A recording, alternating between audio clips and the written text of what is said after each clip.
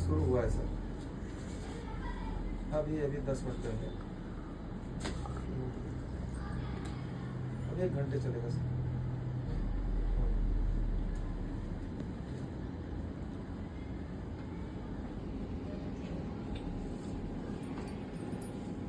Sir कल अच्छा, फिर राजू कौन कर रहा है?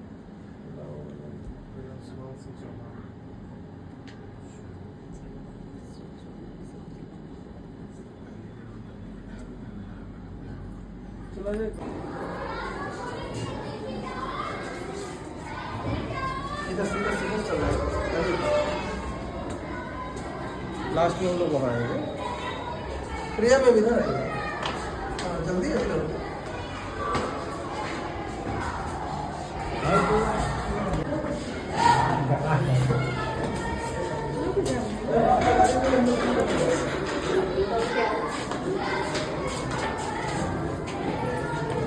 अपनी क्लास में चलो।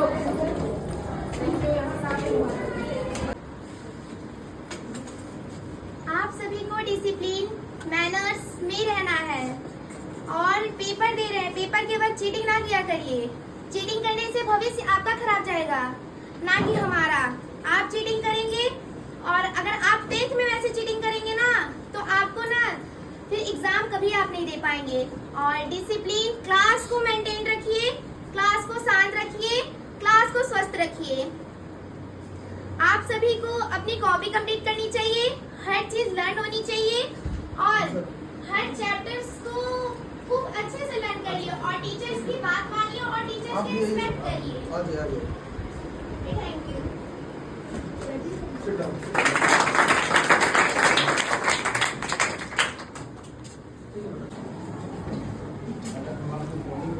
क्या आप सभी पेपर में चीटिंग करते हैं? नो। अगर करते हैं तो मत करिए।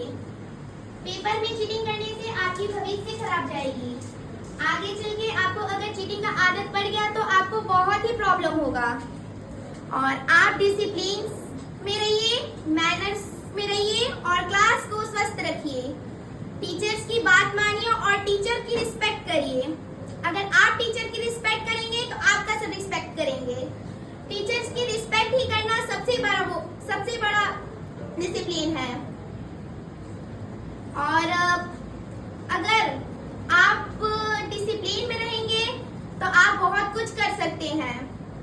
ओके, आप लोग बस बेटा हो गया हो गया। को क्लियर एंड क्लीन रहना चाहिए, जो कि आपको देखने में अच्छा लगे। जैसे कोई आ जाए स्कूल में तो आपको गर्ल्स को 2 कोनी में रहनी चाहिए, नेल्स कटी होनी चाहिए और dress code clean and clear होनी चाहिए। Okay, thank you.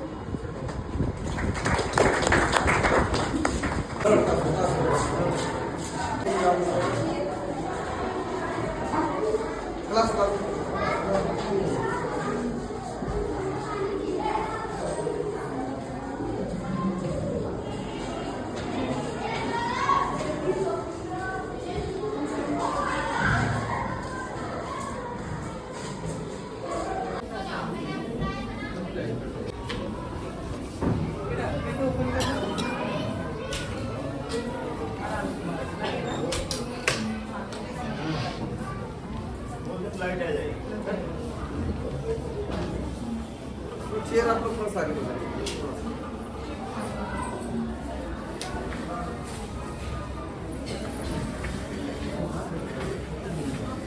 हम कदम उठा रहे हैं, महिला सशक्तिकरण में भी हम सोच रहे हैं कि महिलाओं के लिए हम क्या बेहतर कर सके। उसी में एक उठता हुआ कदम है मिशन शक्ति। लगभग 5 वर्ष से सक्रिय है और इसी साल 5वीं वर्षगांठ है, उसको हम जागरूक कर रहे हैं। और जागरूक एक अभियान के तहत नहीं, बहुत सारे अभियान के तहत जागरूक कर रहे हैं कि आपके साथ जैसे अगर शादीशुदा महिला है तो डोमेस्टिक वायलेंस के प्रति, बच्चे आए तो उनको रास्ते में होती है और ये सब चीज़ें जो होती है उसके बारे में हम जागरूक कर रहे हैं कि किसी के साथ कोई दुर्व्यवहार कोई करता है तो तुरंत महिला वुमेन हेल्पलाइन नंबर जो है वो 1090, उस पर आप कॉल करके अपनी शिकायत दर्ज कराएं। आपकी शिकायत बिल्कुल अच्छे से महिलाओं के लिए, महिलाओं को सशक्त बनाने के लिए, जागरूक बनाने के लिए, महिलाओं की सुरक्षा के लिए हम लोगों को रखा गया है। बाकी हर जगह हर विभाग में महिला मिशन शक्ति जागरूकता अभियान चल रहा है। आवाज आ रही है सबको? महिलाओं के लिए जैसे 10-90 तो समय बता ही दिया है, वुमेन पावर लाइन 10-90 बता दिया है। जैसे अगर आप रास्ते में निकल रही हैं या कोई किसी प्रकार के गंदे कमेंट कर दे रहा है या कोई छेड़ रहा है या स्कूल से कोई घर स्कूल या कहीं भी कोई परेशान कर रहा है तो आप 10-90 पे कॉल करके उसकी शिकायत कर सकती हैं और ये शिकायत एक महिला कर्मचारी द्वारा उठाई जाएगी। फिर आपको आपकी मतलब समस्या का आपकी शिकायत को निस्तारण किया जाएगा। और बाकी 10-90 हो गया। और एक है जैसे साइबर क्राइम इस समय बहुत ज़्यादा चल रहा है, ठीक है? तो सभी लोग मोबाइल यूज करते होंगे, तो मोबाइल में कोई भी अगर OTP आती है तो उसे किसी को शेयर नहीं करना है, अनजान लिंक को क्लिक नहीं करना है। और अगर किसी प्रकार का फ्रॉड हो भी जाता है तो 1930 पे कॉल करके जितनी जल्दी हो सके 1930 पे कॉल करके अपनी शिकायत कर सकते हैं।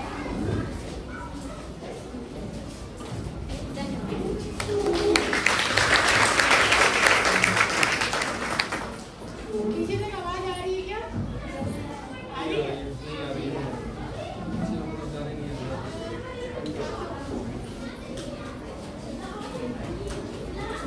पीछे तक पढ़ाई अच्छी चल रही है? अच्छे से पढ़ना है, ठीक है?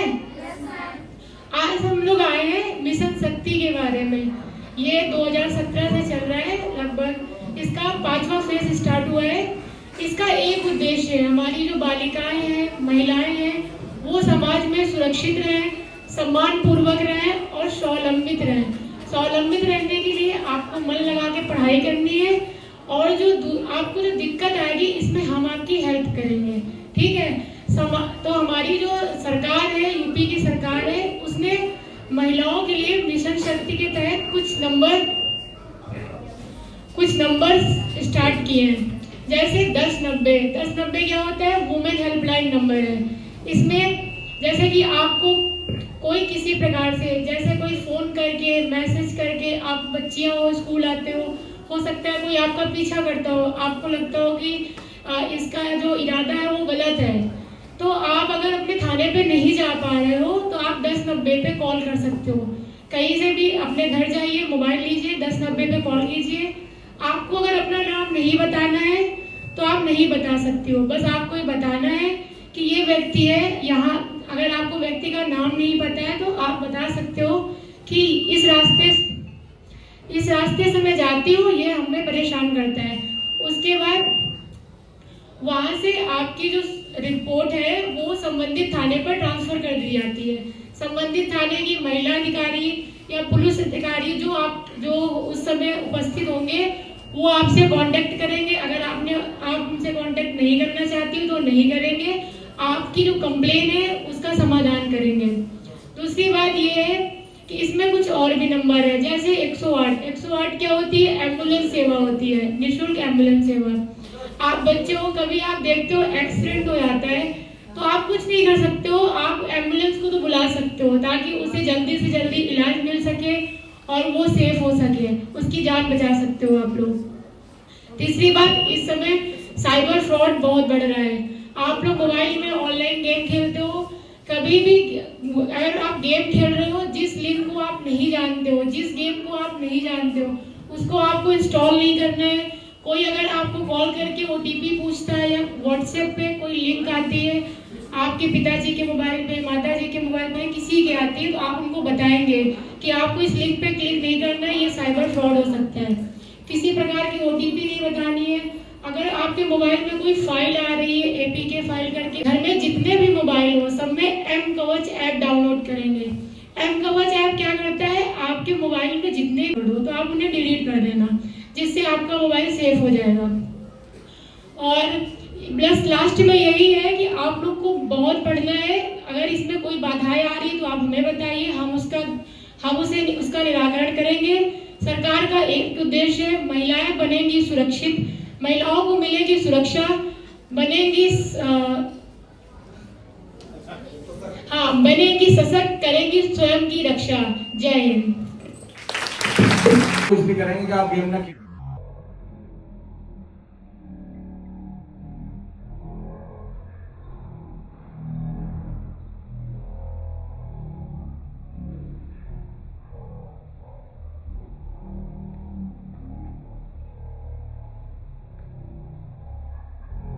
आप फेसबुक पर ये है कि अकेले मोबाइल यूज करोगे तो सबको शक होगा कि अकेले पता नहीं क्या कर रहे हैं।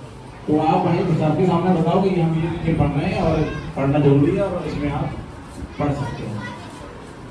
और पूछे कोई बात किसी को पूछना है तो?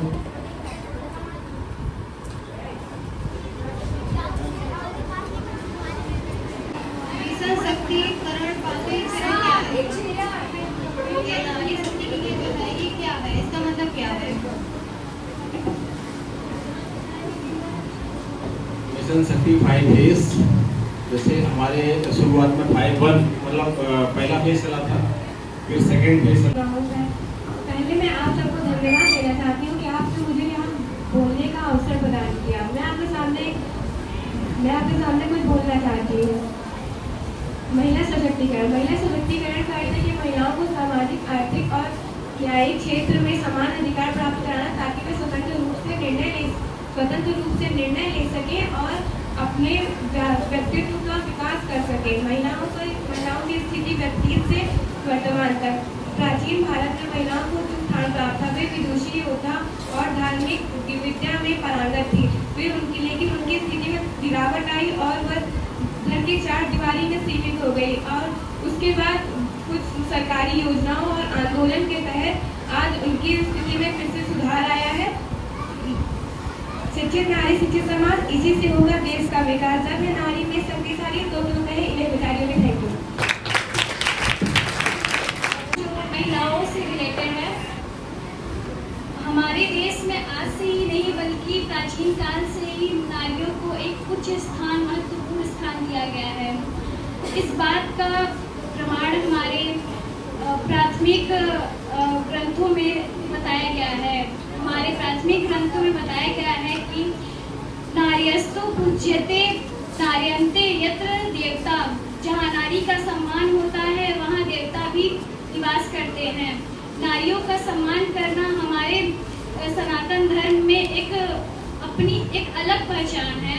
नारियों को एक उच्च स्थान देने के लिए हमारे प्राचीन काल में से एक ग्रंथों में बोला गया है कि यत् नार्यस्तु पूज्यन्ते रमन्ते यत्र देवता, अर्थात जहाँ नारी का सम्मान होता है वहाँ देवता भी निवास करते हैं। कोई भी राज्य समाज प्रगति नहीं कर सकता जब तक वो नारियों का सम्मान, भावनाओं और उनकी हीन भावनाओं का त्याग न कर दे। Okay, thank you. प्रबंधक जी, आए गए अतीबगढ़ का मेरा प्रणाम। मैं निधि मिश्रा कक्षा 8 की छात्रा हूँ। मैं आप लोगों के सामने नारी सशक्तिकरण के अर्थ में कुछ बताना चाहती हूँ। नारी सशक्तिकरण का अर्थ शब्दों में होता है कि वह अपने स्वयं निर्णय और अधिकार पद अपने दम पर ले सके। नारी सशक्तिकरण का यही होता है आशान। प्राचीन काल में महिलाओं को सामाजिक और परिवार में बहुत महत्वपूर्ण स्थान दिया गया है। हालांकि जानते हैं कि आप पहले समय की नारियां जान होती है, मंजिल उसी को मिलती है जिसके सपनों में जान होती है। पंखों से कुछ नहीं होता, हौसलों में उड़ान होती है। पंखों से कुछ नहीं होता, हौसलों में उड़ान होती है। धन्यवाद। करने के लिए उपस्थित हुए हैं, जगह जगह प्रोग्राम किए जा रहे हैं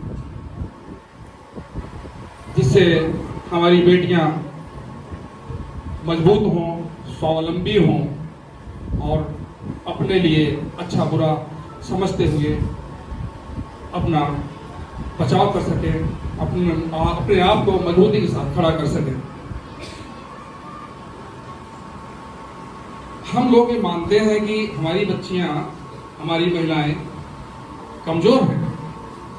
नहीं, हम नहीं मानते, कमजोर नहीं है। अभी एक मीडिया कह रही थी, यत्र नार्यस्तु पूज्यन्ते रमन्ते तत्र देवता। ये मनुस्मृति से लिया गया है, मनुस्मृति कविता बना हुआ है। नारियों की पूजा जिस घर में होती है वहां पर ईश्वर का वास होता है। हिंदी में भी कहा गया है, जिस घर नारी न पूजते वह घर पूजा नाहि, वह घर मरघट सार है, भूत बसे दिन माही। तो हमारी बेटियां सक्षम हैं, सबल हैं, अपने आप को निर्बल ना माने तो सबल हैं, किसी भी क्षेत्र में कम नहीं है। बस उनको अपने शक्ति को, अपनी ताकत को समझने की जरूरत है। और केवल हम लोग यही आपको आपकी शक्ति, आपकी ताकत को बताने के लिए आए हैं कि आप कमजोर नहीं हैं। हाँ, आपके साथ कहीं अन्याय होता है, आपके साथ कहीं दुर्व्यवहार होता है, तो आप उसका तत्काल संज्ञान लें। यानी कि हम ये कह सकते हैं कि सहना नहीं है, कहना है। अगर किसी भी बच्ची के साथ, किसी भी बेटी के साथ, किसी भी बहन के साथ कोई अन्याय कर रहा है, कोई मिसबिहेव कर रहा है, गलत हरकत कर रहा है, तो उसको सहना नहीं है, कहना है। और इन्हीं सब वजहों से आज हमारे समाज में, हमारे देश में महिलाएं बहुत ऊपर जा चुकी हैं। आज वो हर क्षेत्र में अग्रणी भूमिका निभा रही हैं।